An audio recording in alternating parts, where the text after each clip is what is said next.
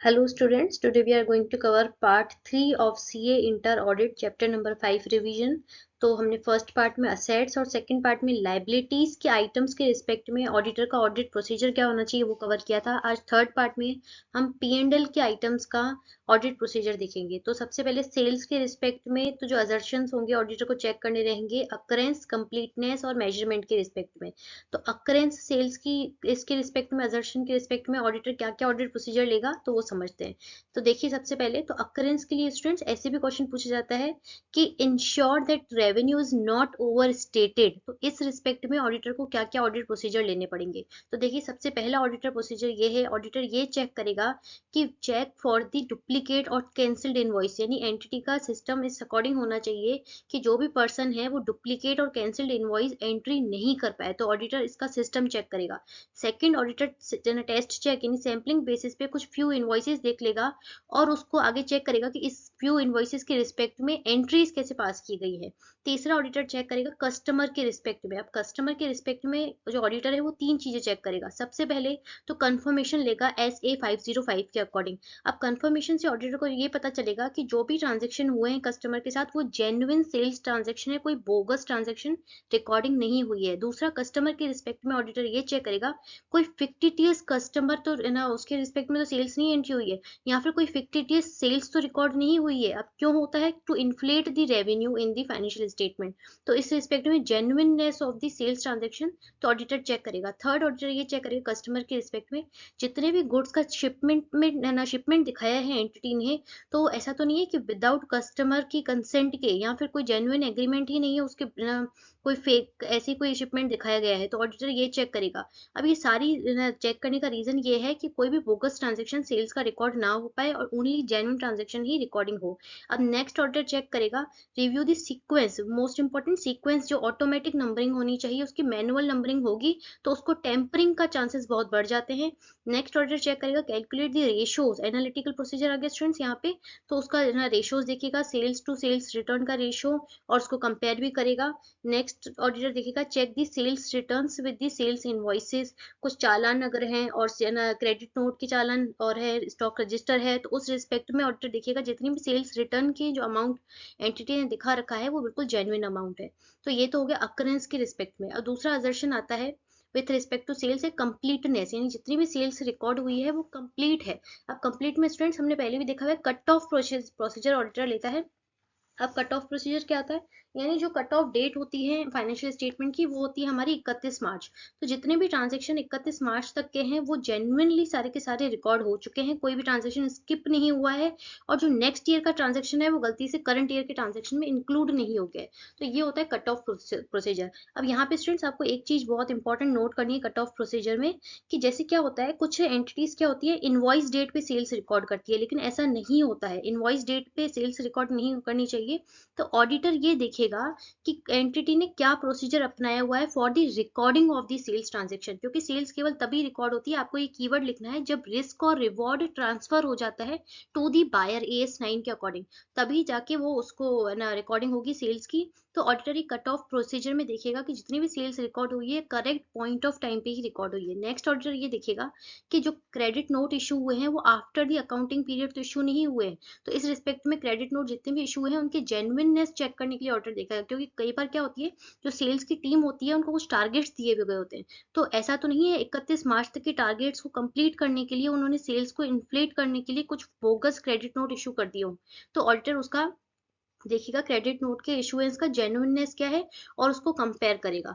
Next auditor ये देखेगा कि जितने भी सेल्स रजिस्टर है क्वांटिटी, क्वांटिटी के रिस्पेक्ट में मोस्ट इंपॉर्टेंट पॉइंट है स्टूडेंट्स, ये प्रैक्टिकली भी चेक किया जाता है ऑडिट में। तो यहाँ पे आपको देखना है कि जितनी भी सेल्स रजिस्टर की क्वांटिटीज है, अब क्वांटिटी के लिए ऑडिटर कैसे चेक करेगा कि टोटल गुड्स डिस्पैच कितने हुए हैं और एंटिटी के सेल्स के जो रजिस्टर है स्टॉक रजिस्टर उसमें कितना एंटिटी ने स्टॉक की क्वांटिटी दिखाई रखी है, वर्सेस जो जीएसटी के रिटर्न्स हैं उसमें भी स्टूडेंट्स क्वांटिटी का कॉलम जाता है, तो उसमें क्या है उसके रिकॉर्ड्स क्वांटिटी के, तो और उसको रिकंसाइल करेगा कि एंटिटी ने अपनी फाइनेंशियल इंफॉर्मेशन में कितना रिकॉर्ड दिखा रखा है अपने गुड्स का, और वर्सेस जो स्टैट्यूटरी रिटर्न्स फाइल करने होते हैं उसमें क्वांटिटी क्या शो हो रही है और उसको रिकंसाइल करेगा।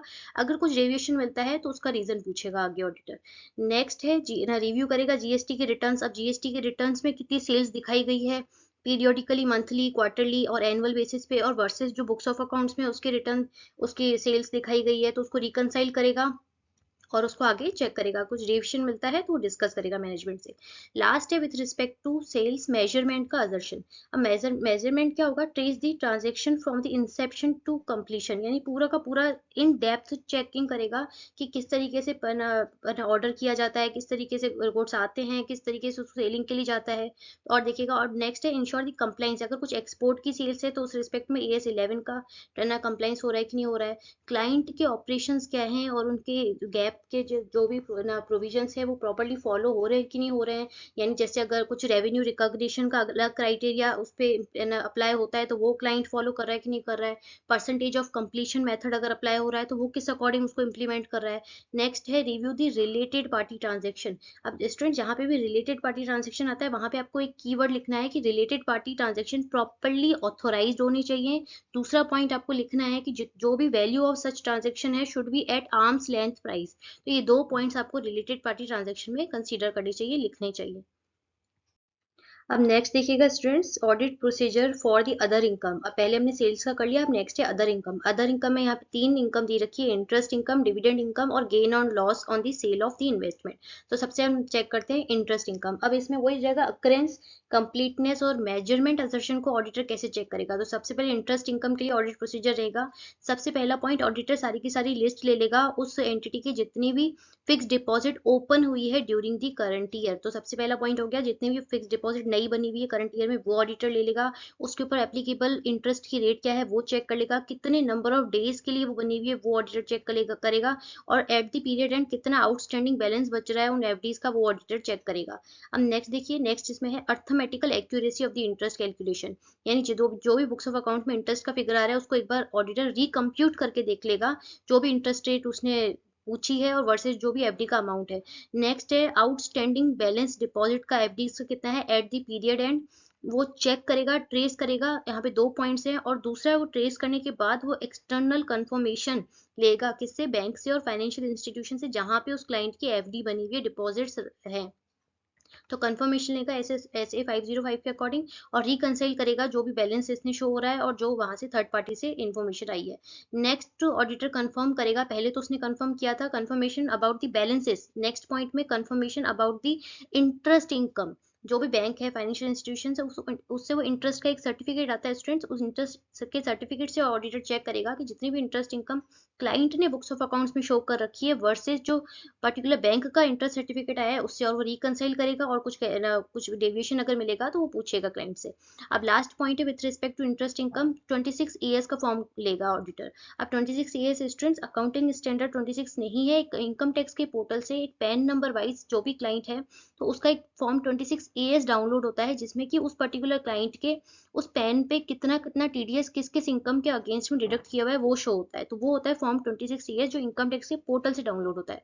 तो ऑडिटर ये ऑब्टेन करेगा उस क्लाइंट का और चेक करेगा कि उस 26 एएस में कौन कौन से ट्रांजेक्शन है ना दिखा रखे हैं जिसपे कि उस क्लाइंट का टीडीएस डिडक्ट किया हुआ है। और फिर ऑडिटर वो रिकनसाइल करेगा द इंटरेस्ट रिफ्लेक्टेड, यानी जो 26 एएस में इंटरेस्ट का फिगर शो हो रहा है वर्सेस जो क्लाइंट ने बताया हुआ है। अब नेक्स्ट देखिए विथ रिस्पेक्ट टू डिविडेंड, तो डिविडेंड के रिस्पेक्ट में आपको एक ही चीज ध्यान रखनी है कि एंटिटी तभी डिविडेंड का अमाउंट तो बुक्स ऑफ अकाउंट्स में रिकॉर्ड करेगी जब एंटिटी का right to receive the payment of dividend is establish. तो आपको ये कीवर्ड बिल्कुल याद रखना है। अब नेक्स्ट देखिए कि with respect to gain and loss on the sale of the investment, तो ऑडिटर ये वेरीफाई करेगा जो म्यूचुअल रिस्पेक्ट की जो सेल हुई है उस पर जो गेन प्रॉफिट या लॉस हुआ है वो तभी अदर इनकम की तरह रिकॉग्नाइज होगा only on the, auditor check करेगा केवल तभी वो गेन या लॉस ना बुक्स ऑफ अकाउंट्स में रिकॉर्ड होगा जब transfer of the title from the entity, यानी transfer of title is determined. और उसके बाद जो भी डिफरेंस आ रहा है रिडम्पशन का, और जो रिडम्पशन का प्राइस है और जो कैरिंग वैल्यू है वो प्रॉपरली रिफ्लेक्ट हो गया है, वो प्रॉपरली डिटरमाइन हो गया है, उसके बाद ही वो गेन या लॉस का अमाउंट बुक्स ऑफ अकाउंट्स में रिकॉर्ड होगा। तो ये दोनों चीजें ऑडिटर चेक करेगा और देखिएगा कि जो भी म्यूचुअल फंड का स्टेटमेंट डिलेगा इस रिस्पेक्ट में और इस स्टेटमेंट से वर्सेस जो बुक्स ऑफ अकाउंट्स में अमाउंट आ रहा है उसको प्रॉपरली रिकनसाइल कर लेगा। अब देखिए स्टूडेंट, थर्ड है हमारा परचेजेस, यानी P&L का थर्ड आइटम इज परचेज। तो अब ऑडिटर कैसे चेक करेगा कि इंश्योर करेगा जो भी परचेजेस रिकॉर्ड हुई है बुक्स ऑफ अकाउंट में वो अंडर स्टेटेड नहीं है, ओवर स्टेटेड नहीं है। अब इसमें जो अजर्शन होता है वो अजर्शन है अक्रेंस का अजर्शन। तो ये ऑडिटर चेक करेगा, सबसे पहले तो ये चेक करेगा कोई फिक्टिटियस यानी फेक या बोगस वेंडर तो नहीं बुक हुआ है। तो इस रिस्पेक्ट में ऑडिटर चेक करेगा कि वेंडर सिलेक्शन का प्रोसेस क्या है। नेक्स्ट ऑडिटर चेक करेगा जो भी गुड्स रिसीव हो रहे हैं फैक्ट्री गेट पे, तो उस रिस्पेक्ट में गुड्स इनवर्ड रजिस्टर है कि नहीं, सिक्योरिटी का सिस्टम क्या है, तो वो चेक करेगा। Whether the there exist an entry in the security gate inward register, यानी गुड्स जो आ रहे हैं उस रिस्पेक्ट में goods inward register GRN properly उसका नंबर चढ़ रहा है, क्या सिक्योरिटी है इस रिस्पेक्ट में जब फैक्ट्री गेट पे गुड्स रिसीव होते हैं। नेक्स्ट ऑर्डर चेक करेगा क्वालिटी इंस्पेक्शन, वेरी इंपॉर्टेंट, क्योंकि क्वांटिटी के रिस्पेक्ट में तो सब लिखते हैं, तो क्वालिटी इंस्पेक्शन क्या है गुड्स का, उस रिस्पेक्ट में क्या प्रोसीजर है उस क्लाइंट का, तो वो ऑडिटर चेक करेगा। नेक्स्ट करेगा कि whether the purchase invoice was approved as per the delegation, यानी फर्स्ट जैसे ही है ना गुड्स आते हैं तो उस रिस्पेक्ट में स्टोर मैनेजर कैसे उसको है ना प्रॉपर्ली अप्रूव कर रहा है, और पर्टिकुलर डिपार्टमेंट का जो HOD है किसने किस डिपार्टमेंट में वो गुड्स जाने वाले हैं, तो जो भी 2-3 अथॉरिटी जो भी प्रोसीजर बनाया हुआ है उस एंटिटी ने, तो उस रिस्पेक्ट में क्या अप्रूवल का सिस्टम क्या है और वो प्रोसीजर प्रॉपर्ली फॉलो हो रहा है कि नहीं हो रहा है। नेक्स्ट ऑर्डर चेक करेगा whether the stock record has been updated, very important, जैसे गुड्स आते हैं तो वो प्रॉपर्ली जो डिपार्टमेंट स्टोर में जाते हैं तो किस अकॉर्डिंग उसकी रिकॉर्डिंग हो रही है, तो वो ऑडिटर इसमें एक बार चेक करेगा। अब नेक्स्ट जो पॉइंट्स है स्टूडेंट्स वो तब देखे जाएंगे जब स्पेशल कंसीडरेशन, अगर क्वेश्चन ऐसे आता है कि what are the special consideration for the checking of the purchases, तो उस रिस्पेक्ट में जो स्पेशल पॉइंट आ जाएंगे, purchase invoice received should be original, जैसे GST में आपने पढ़ा होगा original copy, duplicate copy, transporters copy, तो जो इस एंटिटी के पास आ रहे हैं वो ओरिजिनल कॉपी ही आनी चाहिए और उसी ओरिजिनल कॉपी से बुक्स ऑफ अकाउंट में उसकी एंट्री होनी चाहिए। Purchase invoices should have been booked only on the risk और रिवॉर्ड, अभी हमने पिछली स्लाइड में भी पढ़ा कि बुकिंग जो कट ऑफ प्रोसीजर की तभी होनी चाहिए जब रिस्क और reward incidental to the ownership वो इस बायर के पास आ गया है, क्योंकि पिछला हमने सेल्स के रिस्पेक्ट में पढ़ा था, अभी परचेज के रिस्पेक्ट में। Purchases invoice should be in the named of the entity, उस पर्टिकुलर एंटिटी के नाम पर ही होना चाहिए। इनपुट टैक्स कंपोनेंट, यानी जो भी ITC का फिगर है वो प्रॉपर्ली बुक हो रहा है ITC के लेजर में। Auditor should review whether the purchases should be capitalise, very very important point. तो ऑडिटर को देखना पड़ेगा जो भी परचेजेस हैं उनका नेचर क्या है, उन परचेजेस का कैपिटल ट्रांजेक्शन है, कैपिटलाइज होना चाहिए या फिर P&L में एक्सपेंस की तरह जाना चाहिए, तो उसको बहुत ऑडिटर ध्यान से देखिएगा, ताकि कुछ इम्पैक्ट जो एंटिटी ऐसा तो नहीं है प्रॉफिट को डेविएट करना चाह रही है उसको कैपिटलाइज करके या फिर उसको एक्सपेंस की तरह ट्रीट करके, तो उसका नेचर क्या है किस अकॉर्डिंग उसकी रिकॉर्डिंग होनी चाहिए। तो review the general entries for the unusual transaction, very important, जो एक्स्ट्रा की पॉइंट्स है स्टूडेंट्स वो ध्यान से देखिएगा। तो जो भी अनयूजुअल ट्रांजेक्शन ऑडिटर को लग रहे हैं तो उसको वो एक बार रिव्यू करेगा। अब देखिए कंप्लीटनेस के रिस्पेक्ट में ऑडिटर कैसे चेक करेगा कि all the transaction of the purchase during the period have been recorded only and there is no understatement और ओवरस्टेटमेंट कुछ भी नहीं है। अब कैसे कर, सेम बिल्कुल जैसे सेल्स में हमने पढ़ा, कट ऑफ टेस्ट करेगा और तभी चेक करेगा कि जब उसका एंटिटी का रिस्क और रिवॉर्ड ट्रांसफर हो चुका है तभी वो परचेजेस की तरह रिकॉर्ड हो रही है, करेक्ट अकाउंटिंग पीरियड में रिकॉर्ड हो रही है। Examine the material inward records, यानी जैसे गुड्स आ रहे हैं तो किस अकॉर्डिंग उसकी रिकॉर्डिंग हो रही है। Check that all the corresponding invoices have been duly entered in the purchase book, जो भी प्रॉपर्ली इनवॉइस आ रहे हैं वो बुक्स ऑफ अकाउंट में प्रॉपर्ली रिकॉर्ड हो रहे हैं। तो यहाँ पे मेन कीवर्ड आपको ध्यान रखना है कट ऑफ प्रोसीजर के अकॉर्डिंग, और कट ऑफ प्रोसीजर के साथ साथ आपको रिस्क और रिवॉर्ड वाला एक कीवर्ड भी लिखना है। नेक्स्ट देखिए कि प्रॉपर्ली मेजर्ड है कि नहीं मेजर्ड है, तो उस रिस्पेक्ट में करेक्ट अकाउंटिंग ट्रीटमेंट क्या है गुड्स इन ट्रांजिट का, GIT का, तो उस अकॉर्डिंग ना आपको चेक करना रहेगा कि आप ऑडिटर देखिएगा कि उस पर्टिकुलर एंटिटी का अकाउंटिंग ट्रीटमेंट क्या है गुड्स इन ट्रांजिट का। रिटन रिप्रेजेंटेशन ले लेगा फ्रॉम द मैनेजमेंट की सारी परचेजेस जितनी भी थी, जितनी भी place during the year record जो भी आई थी हुई थी अकर, वो प्रॉपर्ली रिकॉर्ड हो चुकी है बुक्स ऑफ अकाउंट्स में।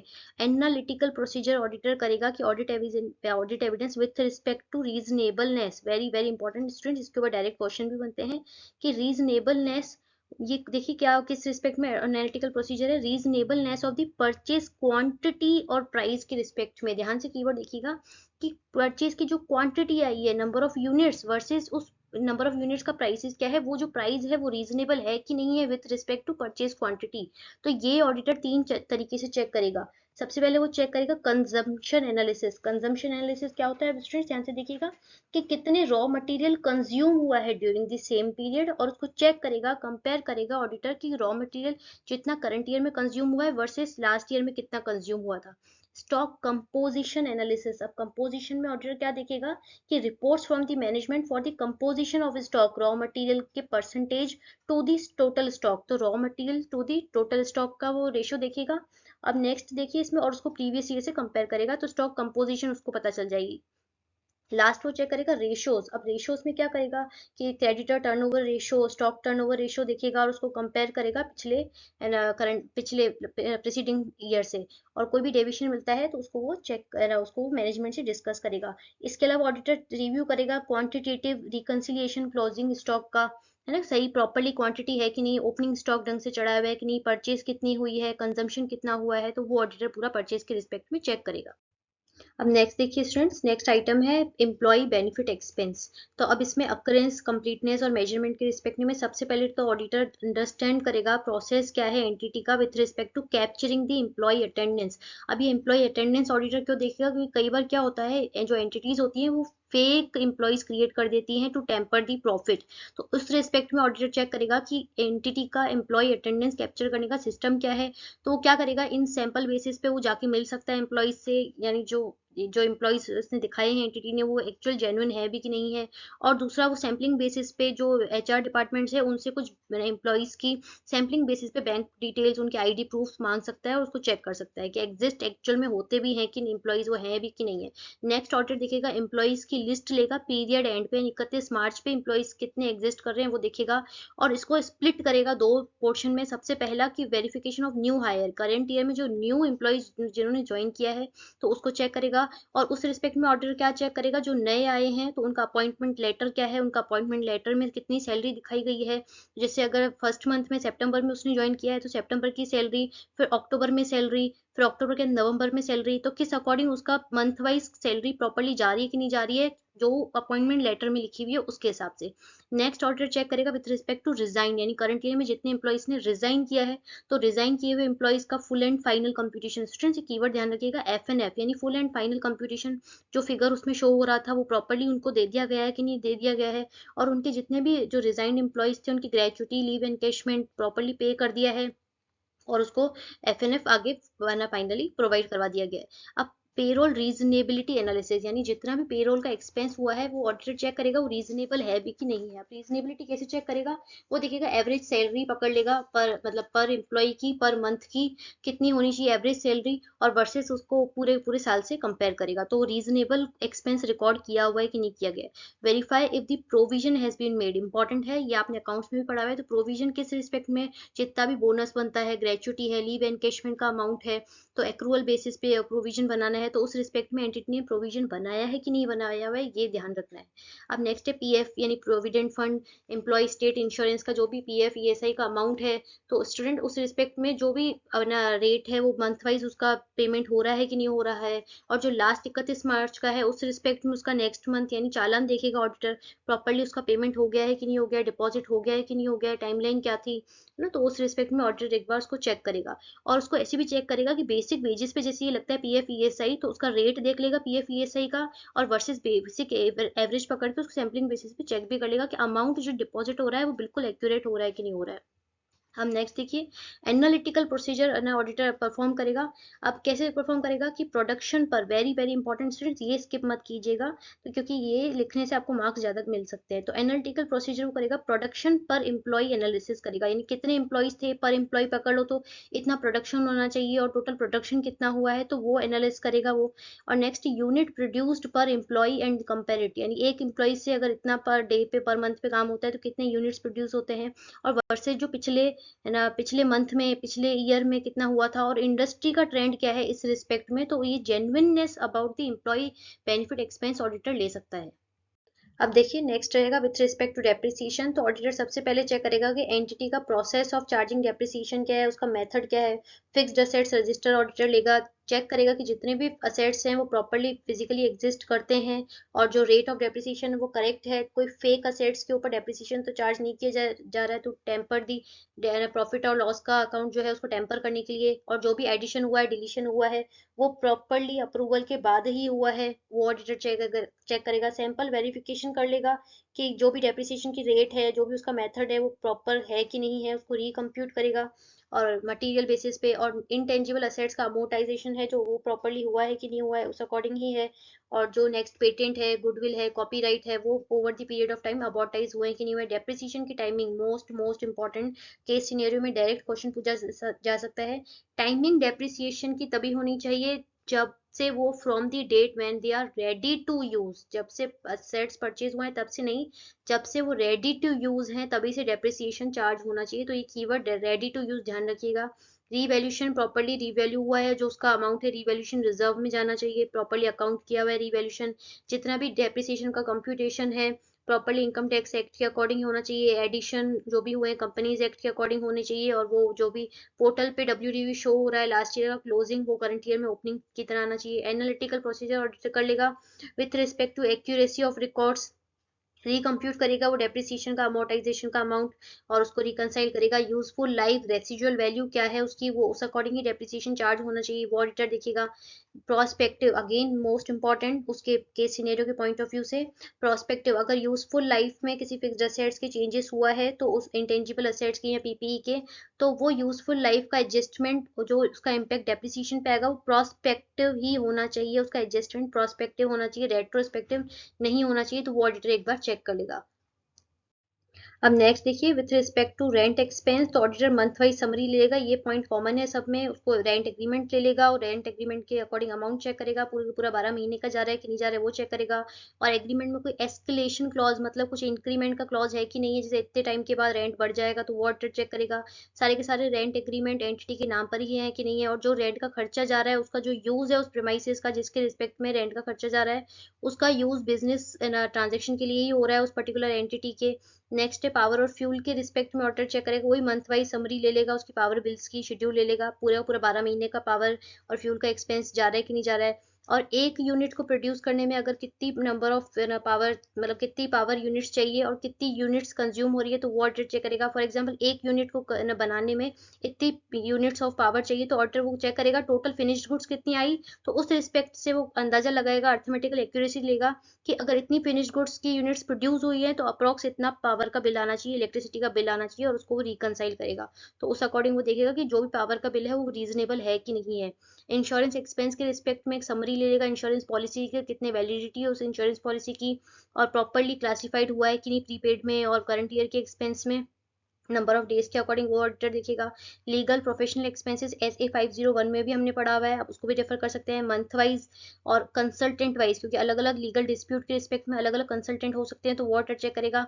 और अगर कोई रिटेनरशिप, अगर एंटिटी ने कोई रिटेनरशिप यानी कुछ एक एडवोकेट उसको किसी केस के लिए हायर कर रखा है फुल टाइम के लिए, तो उसकी 12 के 12 महीने का पेमेंट प्रॉपरली हो रहा है कि नहीं हो रहा है एज पर दी एग्रीमेंट, और कुछ सैम्पलिंग बेसिस पे चेक करेगा कोई रिकरिंग एक्सपेंसेस है कि नहीं है। और यहाँ पे इंपॉर्टेंट पॉइंट ये है कि जितने भी लीगल एक्सपेंस जा रहे हैं तो उस रिस्पेक्ट में कुछ लीगल डिस्प्यूट तो होगा ही, इतना तो कॉमन है, तो वो जहाँ से सारे के सारे लीगल डिस्प्यूट के रिस्पेक्ट में कोई प्रोविजन अगर बनना है तो वो प्रॉपरली प्रोविजन एंटिटी ने बना रखा है कि नहीं बना रखा है, तो ये भी ऑडिटर चेक करेगा, केवल अर्थमेटिकल एक्यूरेसी नहीं चेक करेगा, उसको लिंक भी करेगा।